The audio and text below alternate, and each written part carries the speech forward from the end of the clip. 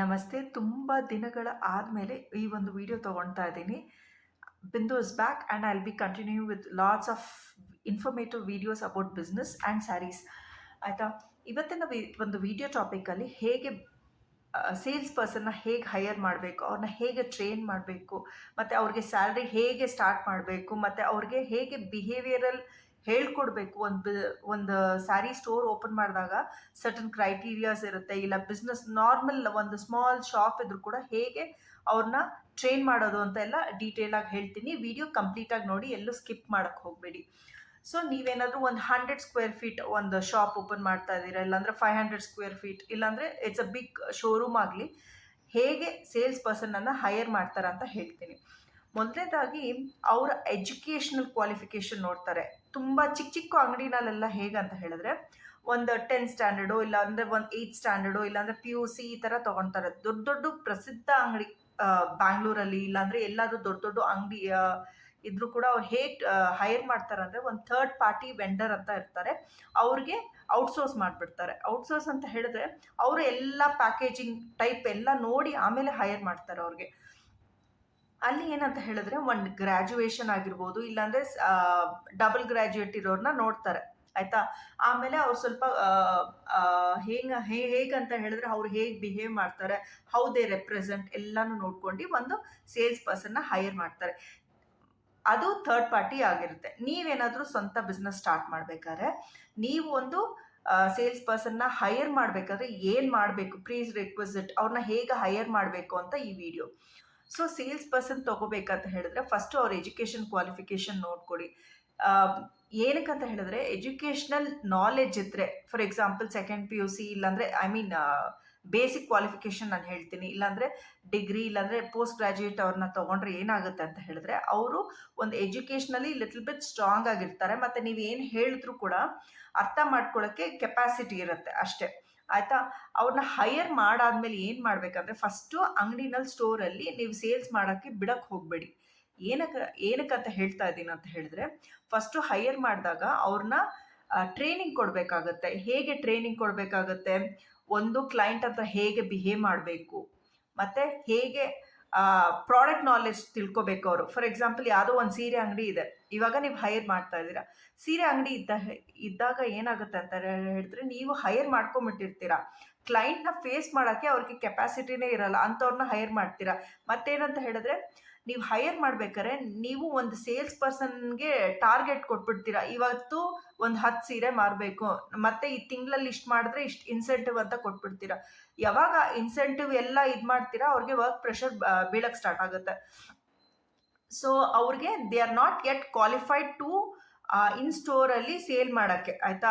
Still it requires time. ಅವ್ರಿಗೆ main sales person ಇರ್ತಾರಲ್ಲ, ಅವ್ರ ಹಿಂದೆ ಇವನ್ನ ನಿಲ್ಲಿಸಿ ಅವ್ರು ಮಾಡೋದೆಲ್ಲ ನೋಡಿ ತಿಳ್ಕೊಂಡು ಪ್ರಾಕ್ಟಿಕಲ್ ನಾಲೆಡ್ಜ್ ಕೊಡಬೇಕಾಗತ್ತೆ. ಒಂದು, ಅವ್ರಿಗೆ ಹೇಗೆ ಬಿಹೇವ್ ಮಾಡಬೇಕು ಕ್ಲೈಂಟ್ ಹತ್ರ. ನೆಕ್ಸ್ಟ್ ಏನಂತ ಹೇಳಿದ್ರೆ, ಅವರು ಹೇಗೆ ಪ್ರೆಸೆಂಟ್ ಮಾಡ್ತಾರೆ ಕ್ಲೈಂಟ್ಗೆ. ಫಾರ್ ಎಕ್ಸಾಂಪಲ್, ಇವಾಗ ನಾನು ಒಂದು ಅಂಗಡಿಗೆ ಹೋದಾಗ ಅವರು ನಮಸ್ತೆ ಅಂತ ಹೇಳೋದು, ಇಲ್ಲಾಂದರೆ ಹಲೋ ಮೇಡಮ್ ಅಂತ ಹೇಳಿದ್ರು, ಗುಡ್ ಆಫ್ಟರ್ನೂನ್ ಕ್ಲೈಂಟ್ ಬಂದಾಗ ಆ ಥರ ಎಲ್ಲ ಗ್ರೀಟಿಂಗ್ ಕೊಡಬೇಕಾಗತ್ತೆ. ಫಸ್ಟೇ ನೀವು ಏನು ಸೀರೆ ತೊಗೊಳ್ತಾ ಇದ್ದೀರಾ, ಎಷ್ಟು ಸೀರೆ ಅಂತ ಹೇಳಿದ್ರೆ it does not sound good. ಆಯಿತಾ? ನಾನೇ ಫಾರ್ ಎಕ್ಸಾಂಪಲ್ ಇವಾಗ ಯಾವ್ದಾದ್ರು ಒಂದು ಸೀರೆ ಅಂಗಡಿಗೆ ಹೋದಾಗ ಯಾರಾದರೂ ಮೇಡಮ್ ಎಷ್ಟರಲ್ಲಿ ತೊಗೊಳ್ತಾ ಇದ್ದಾರೆ, ಏನರಲ್ಲಿ ಬೇಕು ಅಂತ ಹೇಳಿದ್ರೆ I may not like it. First ಯಾವುದಾದ್ರೂ ಒಂದು ಕ್ಲೈಂಟ್ ಬಂದಾಗ, ಸೀರೆ ಅಂಗಡಿಗೆ ಹೋದಾಗ ಏನು ಮಾಡಬೇಕಂತ ಹೇಳಿದ್ರೆ, ಫಸ್ಟು ಅವ್ರನ್ನ ಗ್ರೀಟಿಂಗ್ ಮಾಡಬೇಕಾಗತ್ತೆ. ಗುಡ್ ಆಫ್ಟರ್ನೂನ್ ಮೇಡಮ್, ಸಾಫ್ಟ್ ಟಚ್ಚಲ್ಲಿ ಇರಬೇಕು ಕ್ಲೈಂಟ್ಸ್ಗೆಲ್ಲ. ಆಯಿತಾ?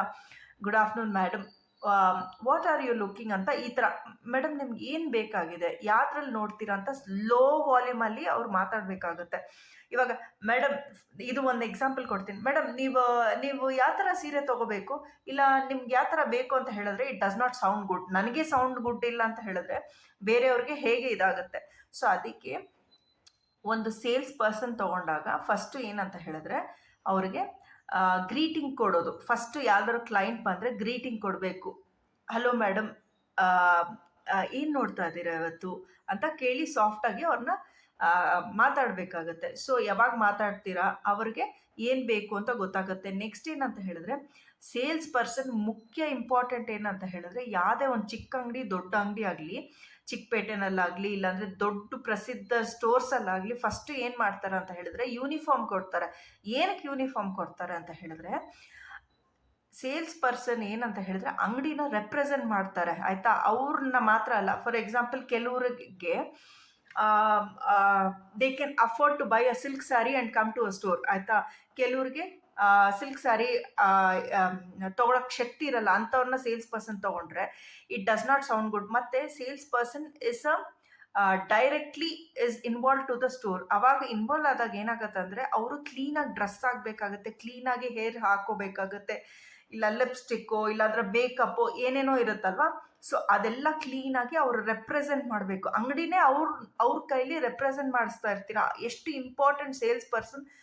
ಏನೇ ಒಂದು ಪ್ರಾಡಕ್ಟ್ ಇದು ಮಾಡಬೇಕಾದ್ರೂ sales person is a key to any business. ಅವರು ಕ್ಲೀನಾಗಿ ಡ್ರೆಸ್ ಆಗದಿದ್ರೆ, ಅವರು ಕ್ಲೀನಾಗಿ ಬಿಹೇವ್ ಮಾಡದಿದ್ರೆ ನೀವು ಎಷ್ಟು ದೊಡ್ಡ ಅಂಗಡಿ ಇಟ್ಕೊಂಡ್ರು ಕೂಡ ಇಟ್ಸ್ ಆಫ್ ನೋ ಯೂಸ್ ಆಯಿತಾ. ಅವರು ಯೂನಿಫಾರ್ಮ್ ಆಗಿರ್ಬೋದು, ಅವ್ರ ಗ್ರೀಟಿಂಗ್ ಅವ್ರ ಮೇಕಪ್ ಆಗಿರ್ಬೋದು, ಹೌ ದೇ ಬಿಹೇವ್ ಕ್ಲೈಂಟ್ ಹತ್ರ. ಹಲೋ ಮೇಡಮ್, ಹೇಗಿದ್ದೀರಾ, ಏನು ಬೇಕು ನಿಮಗೆ ಅಂತ ಕೇಳಿದ್ರೆ ಹೇಗಿರುತ್ತೆ, ಎಷ್ಟು ಸೌಂಡ್ ಹೆಂಗಿರುತ್ತೆ ಅಂದರೆ ಸಾಫ್ಟಾಗಿ ಲೋ ಆಗಿರ್ಬೇಕು ಅದು. ನೆಕ್ಸ್ಟ್ ಏನಂದರೆ ಯಾವ್ದಾದ್ರು ಬಟ್ಟೆ ಅಂಗಡಿ, ಎಸ್ಪೆಷಲಿ ನಾನು ತುಂಬ ಬಟ್ಟೆ ಅಂಗಡಿಗೆ ಹೋಗ್ತೀನಿ ಆಯಿತಾ. ಹೋದಾಗೆಲ್ಲ ಏನಂತ ಹೇಳಿದ್ರೆ ಅವ್ರಿಗೆ ಪ್ರಾಡಕ್ಟ್ ನಾಲೆಜೇ ಕೊಡಲ್ಲ ಆಯಿತಾ. ಒಂದು ಚಿಕ್ಕ ಎಕ್ಸಾಂಪಲ್ ಕೊಡ್ತೀನಿ. ಅದು ನಾನು ಇದು ಏನಕ್ಕೆ ಹೇಳ್ತಾ ಇದ್ದೀನಿ ಅಂದರೆ, ನಾನು ಕನ್ಸಲ್ಟೆಂಟ್ ಆಗಿ ಅಂದರೆ ಸೀರೆ ಅಂಗಡಿಗಳಿರುತ್ತಲ್ವ, ಇಲ್ಲಾಂದರೆ ಬ್ಯಾಕ್ ಎಂಡಲ್ಲಿ ಹೇಗೆ ನಾನು ಕನ್ಸಲ್ಟ್ ಮಾಡ್ತೀನಿ ಅಂತ ಹೇಳ್ತೀನಿ. ಒಂದು ಅಂಗಡಿಯಲ್ಲಿ ಸೇಲ್ಸ್ ಪರ್ಸನ್ ಹೋದಾಗ ಅವರಿಗೆ ಪ್ರಾಡಕ್ಟ್ ನಾಲೆಜೇ ಇರಲ್ಲ. ಅವ್ರು ಏನು ಹೇಳ್ತಾರೆ ಗೊತ್ತಾ, ನಾನು ರೀಸೆಂಟಾಗಿ ಒಂದು ಪ್ರಸಿದ್ಧ ದೊಡ್ಡ ಅಂಗಡಿಗೆ ಹೋಗಿದ್ದೆ. ಆ ಅಂಗಡಿನಲ್ಲಿ ಏನಂತ ಹೇಳಿದ್ರೆ ಲೆನಿನ್ ಸೀರೆ ಮೇಡಮ್ ನಿಮ್ಗೆ 600ಗೆ ಸಿಕ್ಕುತ್ತೆ, ಸ್ಟಾರ್ಟ್ ಆಗುತ್ತೆ ಅಂತ. ನನಗೆ ನಗಬೇಕೋ ಇಲ್ಲ ಏನು ಹೇಳಬೇಕಂತ ಗೊತ್ತಾಗಿಲ್ಲ. ಐ ಆಮ್ ನಾಟ್ ಟೀಸಿಂಗ್, ಯಾರನ್ನೂ ನಾನು ಡಿಗ್ರೇಡ್ ಮಾಡ್ತಾ ಇಲ್ಲ. ಏನಕ್ಕಂತ ಹೇಳಿದ್ರೆ ಆ ಸೇಲ್ಸ್ ಪರ್ಸನ್ಗೆ ಟ್ರೈನಿಂಗೇ ಕೊಟ್ಟಿಲ್ಲ ಅಂಗಡಿನಲ್ಲಿ ಆಯಿತಾ. ಯಾವತ್ತು ಟ್ರೈನಿಂಗ್ ಕೊಡಲ್ಲ ನೀವು ಸೇಲ್ಸ್ ಅಂಗಡಿನಲ್ಲಿ, ಅವಾಗ ಅವ್ರಿಗೆ ಪ್ರಾಡಕ್ಟ್ ನಾಲೆಜ್ ಇರಲ್ಲ ಸೇಲ್ಸ್ ಪರ್ಸನ್ಗೆ. ಒಂದು ಲೆನಿನ್ ಸೀರೆ ಆಯಿತಾ, 1 ಮೀಟರ್ಗೆ 600 ರೂಪೀಸ್ ಸ್ಟಾರ್ಟಿಂಗ್ ರೇಂಜ್ ಆಯಿತಾ. ಮತ್ತು ಸೀರೆನೇ 600 ಇದೆ ಅಂತ ಹೇಳ್ತಾ ಇದ್ದಾರಲ್ಲ, ಹೇಗಾಗುತ್ತೆ ನೀವೇ ಹೇಳಿ. ಒಂದು ಸೀರೆ ಅಂದರೆ 6 ಮೀಟ್ರು, ಐ ಮೀನ್ 5.5 ಮೀಟ್ರು ಈ ಥರ ಅಂತ ಹೇಳಿದ್ರು ಕೂಡ ಎಷ್ಟಾಗುತ್ತೆ, 3000 ಮೇಲೆ ಸ್ಟಾರ್ಟಿಂಗ್ ರೇಂಜ್ ಆಗುತ್ತೆ ಲೆನಿನು.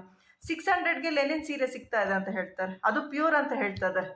ಲೆನಿನ್ ಸೀರೆ ಸಿಗ್ಬೋದು ಆಯಿತಾ, ಅದು ಮಿಕ್ಸೆಡ್ ಇರುತ್ತೆ, ಫುಲ್ ಇಟ್ಸ್ ನಾಟ್ ಲೆನಿನ್ ಆಯಿತಾ. ಪಾಲಿಸ್ಟು ಮಿಕ್ಸ್ ಮಾಡಿ 600 ರೂಪೀಸ್ಗೆ ಮಾರ್ತಾರೆ ಆಯಿತಾ. 6 metre, 5.5-6 metre whatever it is ಆಯಿತಾ. ಹಾಗಾಗಿ 3,500 ರೂಪಾಯಿ ಲೆನಿನ್ ಪ್ಯೂರ್ ಸ್ಯಾರಿ ಸ್ಟಾರ್ಟ್ ಆಗುತ್ತೆ. ಪ್ಯೂರ್ ಅಂತ ಹೇಳಿದ್ರೆ ಫುಲ್ ಪ್ಯೂರ್ ಇರಲ್ಲ, ಅದು ಮಿಕ್ಸೆಡೇ ಇರುತ್ತೆ, 3,500 ಕೂಡ ಕೊಟ್ಟರು ಕೂಡ. ಸೊ ಆ ಥರ ಎಲ್ಲ ಇರುತ್ತೆ. ಸೇಲ್ಸ್ ಪರ್ಸನ್ಗೆ ಟ್ರೈನ್ ಮಾಡಿರಲ್ಲ. ಫಸ್ಟೇ ನನ್ನಂತ ನನಗೆ ಸ್ವಲ್ಪ ಆದರೂ ನಾಲೆಜ್ ಇದೆ. ಸೊ ಅಲ್ಲಿ ಹೋದಾಗ ನನಗೆ ಏನು ಮಾತಾಡಲಿಲ್ಲ, ಹೌದಾ ಆಯಿತು ಅಂತ ಹೇಳಿದೆ, ನೋಡಿದೆ, ಓಕೆ ಇದು ಪ್ಯೂರ್ ಸೀರೆ ಅಂತಲೇ ಹೇಳಿದ್ರು. ನಾನು ಸೈಲೆಂಟ್ ಆದೆ, ಬಿಕಾಸ್ ಇಟ್ಸ್ ಫೈನ್. ಬಿಕಾಸ್ ಅಂಗಡಿಯಲ್ಲಿ ಟ್ರೈನೇ ಮಾಡಿರಲ್ಲ ಅಂದರೆ ಪಾಪ ಸೇಲ್ಸ್ ಪರ್ಸನ್ನು ಏನು ಮಾಡೋಕ್ಕಾಗುತ್ತೆ. ಸೊ ಎನಿ ಸೇಲ್ಸ್ ಪರ್ಸನ್ ತೊಗೋಬೇಕಾರೆ ಫಸ್ಟು ಏನಂತ ಹೇಳಿದ್ರೆ ಅವ್ರಿಗೆ ಪ್ರಾಡಕ್ಟ್ ನಾಲೆಜ್ ಕೊಡಿ. ಅಂಗಡಿ ಓಪನ್ ಮಾಡೋದು ಮುಖ್ಯನೇ ಅಲ್ಲ ಫಸ್ಟು ಆಯಿತಾ. ನಾನು ಹೇಗೆ ಸೇಲ್ಸ್ ಪರ್ಸನ್ನ ಹೈಯರ್ ಮಾಡ್ತೀನಿ, ಹೇಗೆ ಪ್ರಾಡಕ್ಟ್ ನಾಲೆಜ್ ಕೊಡ್ತೀನಿ, ಇವ್ರಿಗೆಲ್ಲ ಒಂದು ನಾಲೆಜ್ ಕೊಡಬೇಕಾಗತ್ತೆ. ನಾನು ಒಂದು ಪ್ರಸಿದ್ಧ ಒಂದು ಕಂಪ್ನಿನಲ್ಲಿ ವರ್ಕ್ ಮಾಡ್ತಾ ಇದ್ದೆ ಆಯಿತಾ.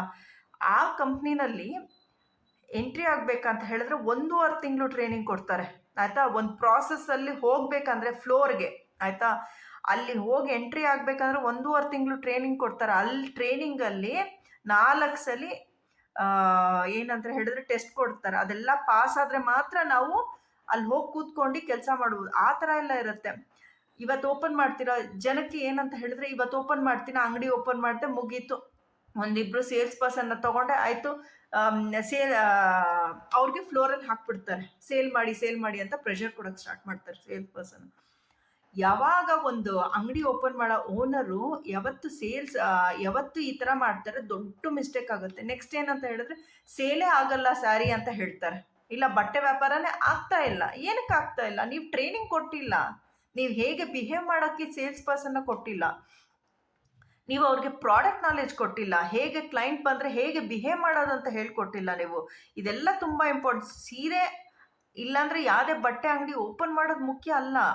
ಫಸ್ಟು ಸೇಲ್ಸ್ ಪರ್ಸನ್ನ ಹೇಗೆ ಹೈಯರ್ ಮಾಡಬೇಕು, ಅವ್ರ ಎಜುಕೇಷನ್ ಕ್ವಾಲಿಫಿಕೇಷನ್ ಏನು, ಅವ್ರಿಗೆ ಹೇಗೆ ಟ್ರೈನ್ ಮಾಡ್ಬೋದು. ಈವನ್ 10th ಸ್ಟ್ಯಾಂಡರ್ಡ್ ಓದಿರೋರು ಮಾಡ್ತಾರೆ, ಆದರೆ ಅವ್ರಿಗೆ ಹೇಗೆ ಆ ನಾಲೆಜನ್ನು ಕೊಡ್ತೀರಾ, ಹೇಗೆ ಬಿಹೇವ್ ಮಾಡೋದಂತ ಹೇಳ್ಕೊಡ್ತೀರಾ, ಹೇಗೆ ಯೂನಿಫಾರ್ಮಿಟಿ ಕೊಡ್ತೀರಾ, ಇದೆಲ್ಲ ತುಂಬ ಇಂಪಾರ್ಟೆಂಟು. ನಾಳೆ ಬಂದು ಓಪನ್ ಮಾಡಿ ಆಮೇಲೆ ಸೇಲ್ಸ್ ಆಗ್ತಿಲ್ಲ ಅಂತೇಳಿ ಏನಕ್ಕೆ ಸೇಲ್ಸ್ ಆಗ್ತಾ ಇಲ್ಲ? ನೀವು ಟ್ರೈನಿಂಗೇ ಕೊಟ್ಟಿಲ್ಲ. ಫಸ್ಟ್ ಆಫ್ ಆಲ್ ಹೇಗೆ ಬಿಹೇವ್ ಮಾಡೋದಂತಲೇ ಸೇಲ್ಸ್ ಪರ್ಸನ್ನ ಹೇಳ್ಕೊಟ್ಟಿಲ್ಲ. ಸೊ ಇದೆಲ್ಲ ತುಂಬ ಇಂಪಾರ್ಟೆಂಟ್. ಪ್ರತಿಯೊಂದು ಸೇಲ್ಸ್ ಪರ್ಸನ್ನು, ಪ್ರತಿಯೊಂದು ಅಂಗಡಿ ವ್ಯಾಪಾರದವರು ಈ ವಿಡಿಯೋ ನೋಡಬೇಕು. ಪ್ರತಿಯೊಬ್ಬ ಬಟ್ಟೆ ವ್ಯಾಪಾರಿ ಇದ್ದಾರಲ್ಲ ಅವ್ರು ನೋಡಬೇಕು. ಪ್ರಾಡಕ್ಟ್ ನಾಲೆಜ್ ಕೊಟ್ಟಿಲ್ಲ ಅಂದರೆ ಡೆಫಿನೆಟ್ ಆಗಿ ಅಂಗಡಿ ಓಪನ್ ಮಾಡೋಕ್ಕೆ ಹೋಗ್ಬಿಡಿ. ಸೇಲ್ಸ್ ಪರ್ಸನ್ನ ಎಜುಕೇಟ್ ಮಾಡಿ, ಅವ್ರಿಗೆ ಪ್ರಾಡಕ್ಟ್ ನಾಲೆಜ್ ಕೊಟ್ಟು, ಅವ್ರಿಗೆ ಹೇಗೆ ಬಿಹೇವ್ ಮಾಡಬೇಕು ಕ್ಲೈಂಟ್ ಹತ್ರ ಅದು ನೋಡಿ. ಮತ್ತು ಅವ್ರಿಗೆ ಪ್ರೆಷರ್ ಕೊಡೋಕೆ ಹೋಗ್ಬೇಡಿ, ಸೇಲ್ಸ್ ಪ್ರೆಷರ್ ಕೊಡೋಕೆ ಹೋಗ್ಬೇಡಿ. ಸ್ಟಾರ್ಟಿಂಗಲ್ಲಿ 1-2-3 ಮಂತ್ಸ್ ಅವ್ರಿಗೆ ಕಲಿಬೇಕಾಗಿರೋದು ಎಷ್ಟೊಂದು ಇರುತ್ತೆ. ಒಂದೊಂದು ಕ್ಲೈಂಟು ಒಂದೊಂದು ಥರ ಇರ್ತಾರೆ.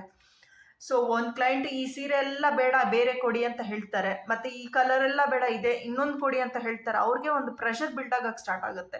ಸೊ ಸೇಲ್ಸ್ ಪರ್ಸನ್ ತೊಗೋಬೇಕಾರೆ ಬೇಸಿಕ್ ನಾಲೆಜ್ ಕೊಡಿ, ಬೇಸಿಕ್ ಎಜುಕೇಷನ್ ಕೊಡಿ. ಫಸ್ಟ್ ನೀವು ಆ್ಯಸ್ ಅ ಓನರ್ ಏನಿರ್ತೀರಲ್ಲ, ನೀವು ಫಸ್ಟು ಪ್ರಾಡಕ್ಟ್ ನಾಲೆಜ್ ತೊಗೊಳ್ಳಿ. ಅಲ್ಲಿವರೆಗೂ ನೀವು ಅಂಗಡಿನೇ ಓಪನ್ ಮಾಡಬೇಡಿ ಅಂತ ಹೇಳ್ತೀನಿ. ಏನಕ್ಕಂತ ಹೇಳಿದ್ರೆ ಇದೆಲ್ಲ ತುಂಬ ಇಂಪಾರ್ಟೆಂಟ್. ಬಿಸ್ನೆಸ್ ಅನ್ನೋದು ಎಂಥ ಓದಿರೋರು ಸ್ಟಾರ್ಟ್ ಮಾಡ್ಬೋದು, ಎಂಥ ಓದಿಲ್ದೇದವರು ಸ್ಟಾರ್ಟ್ ಮಾಡ್ಬೋದು. ಬಟ್ ನೀವು ತಿಳ್ಕೊಂಡ್ರೆ ಮಾತ್ರ ಒಂದು ಅಂಗಡಿ ಒಂದು ಉನ್ನತ ಸ್ಟೇಜ್ಗೆ ಹೋಗೋಕ್ಕಾಗತ್ತೆ. ಸೊ ಐ ಹೋಪ್ ನಿಮಗೆ ಈ ವಿಡಿಯೋ ಇನ್ಫಾರ್ಮೇಟಿವ್ ಆಗಿದೆ ಅಂತ ಅಂದ್ಕೊಳ್ತಾ ಇದ್ದೀನಿ. ಇಷ್ಟ ಆದಲ್ಲಿ ಈ ಥರ ಒಳ್ಳೆ ಕಂಟೆಂಟ್ ಬೇಕಂತ ಹೇಳಿದ್ರೆ ಸಬ್ಸ್ಕ್ರೈಬ್ ಮಾಡಿ, ಲೈಕ್ ಮಾಡಿ, ಕಮೆಂಟ್ ಮಾಡಿ ನಿಮ್ಮ ಅನಿಸಿಕೆಯನ್ನು. ಸಿಕ್ಕುವ ಒಂದು ಒಳ್ಳೆ ಇಂಟ್ರೆಸ್ಟಿಂಗ್ ವಿಡಿಯೋ ಒಂದಿಗೆ. Until next time, stay tune, Tata.